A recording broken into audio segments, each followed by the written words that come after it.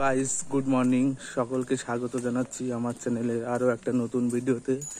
তো আজকে আমি যাচ্ছি তারকনগর। একটা সুন্দর খেলা আছে গাজনাতে, তারই ভিডিও তোমাদের সামনে তুলে ধরছি। তো সবার প্রথমে আমাদের যেতে হবে রানাঘাট। তো ওখান থেকে আবার গেদে লোকাল ধরে যেতে হবে তারকনগর, আবার ওখান থেকে অটোতে করে গাজনা খেলার মাঠ। তো বন্ধুরা, পুরো ভিডিওটা তোমরা দেখতে থাকো, কিভাবে কি যায় সবটা তোমাদের সাথে শেয়ার করছি। তো ফাইনালি আমার টিকিট কাটা কমপ্লিট হয়ে গেছে। এখন আমি যাচ্ছি আমাদের স্টেশন জালালখালি হল্ট। এখান থেকে যাব রানাঘাট, আবার ওখান থেকে গেদে লোকাল ধরবো।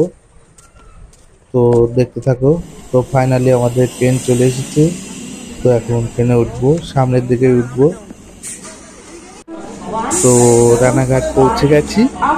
তো এখন আমাদের গেদে লোকালের জন্য অপেক্ষা করতে হবে। 10:50 টাইম আছে। তো এদিকে তোমাদের কিছু স্টেশনগুলো দেখায়। তো এটা ছিল বগুড়া স্টেশন, যেটা ছেড়ে দিয়েছি। তো এরপরেই ঢুকছে মৌরহাট হল্ট। এগুলো গেদে লাইনে পড়ে, সব বগুড়ার পরেই ময়ূরহাট।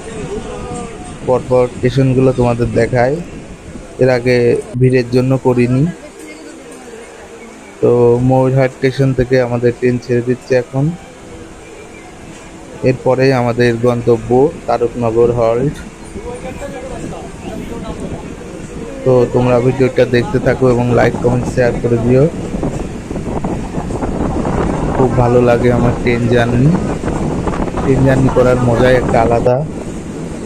তো ফাইনালি পৌঁছে গেলাম তারকনগর হল্ট। তো এখানে এখন নামবো।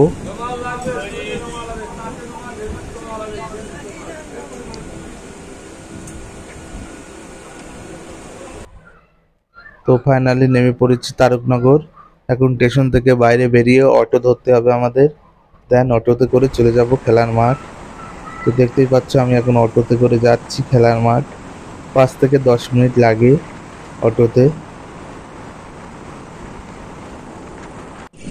তো গাইস, মাঠের ভিউটা দেখো, কত সুন্দর লাগছে দেখতে। মাঠটা পুরো সবুজ এবং চারিদিকেই সমান।